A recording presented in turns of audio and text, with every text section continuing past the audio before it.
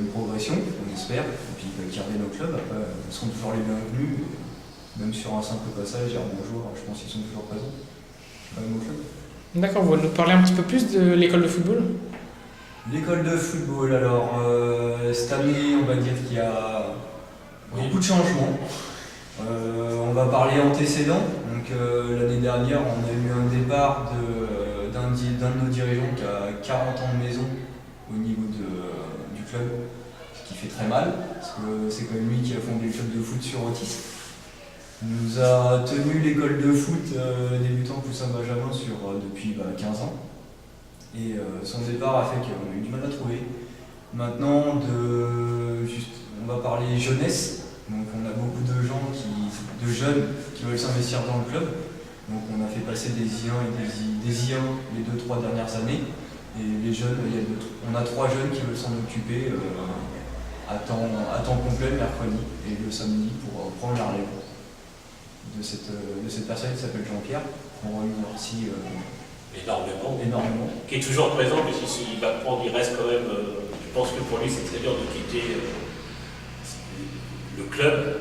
Il garde quand même une équipe Poussin, parce que il veut juste venir, pas passer. Il ne veut plus diriger, il est là pour accompagner. Il regarde l'équipe, il reste accompagné, il reste quand même avec tous. Mais c'est vrai que ce qu'il a fait pendant 35 ans de club, il a fait les seniors, je pense qu'il a fait toutes les catégories. C'est lui qui a fondé le club d'autisme. Il est parti. C'est même lui qui a fondé le CO, je pense, ouais, au départ. Donc le club omnisport d'autisme.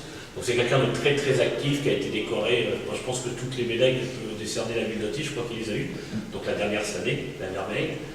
Donc c'est vraiment quelqu'un de super et puis qui a fait du très bon boulot, qui a amené où le club est arrivé au jour d'aujourd'hui. Il a dégrossi le plus gros. Après, c'est d'autres éducateurs qui ont fait le reste. Pour continuer. Puis dans la continuité, puis voilà. Puis lui, il a sa fierté aussi, parce qu'il y a des jeunes qui ont été joueurs nationaux, qui ont joué, que les parents remercient comme Jean-Pierre, parce que c'est quand même lui la base. Et le football, c'est la base. D'accord. Combien vous avez licencié au club? Alors, on devrait tourner aux alentours de cette année 320, 340 dirigeants compris. Parce qu'on a beaucoup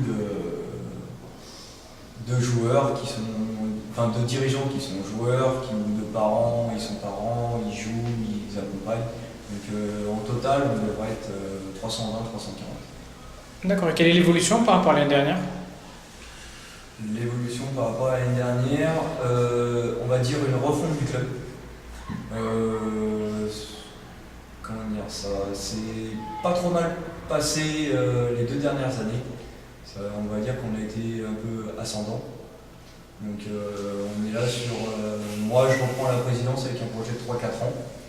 Une formation au niveau de l'école de foot par rapport avec nos jeunes entraîneurs. Après au niveau du Maratra, 13, 15 et 18 ans, on a les 15 ans qui jouent en excellence, qui sont au summum du district. J'aimerais qu'ils se maintiennent et que les 13 ans et les 18 ans puissent accéder à l'excellence. Qu'on accède à. Ouais, Peut-être pas à la Ligue parce qu'on est une petite ville et que ce serait dur à assumer, mais que l'excellence serait le summum pour Otis et le Maratra. En senior, on a eu un petit souci l'année dernière, donc on refait vraiment une refonte du club. On a été jusqu'à chercher un effectif de 23 seniors pour cette année, avec 8 ou 9 mutés, donc sans aller les chercher, eux-mêmes sont venus. On est en 4e et en 2e division, donc on va essayer de remonter cette année avec un effectif d'une moyenne d'âge de 22-23 ans. Avec des jeunes autistes qui reviennent, c'est le plus important surtout. On va dire que eux, sur les seniors, sur 3-4 ans, l'équipe première, oui, remonter en excellence, parce qu'on y était, on est bien descendu. Maintenant, pour les vétérans, ils jouent en DHR.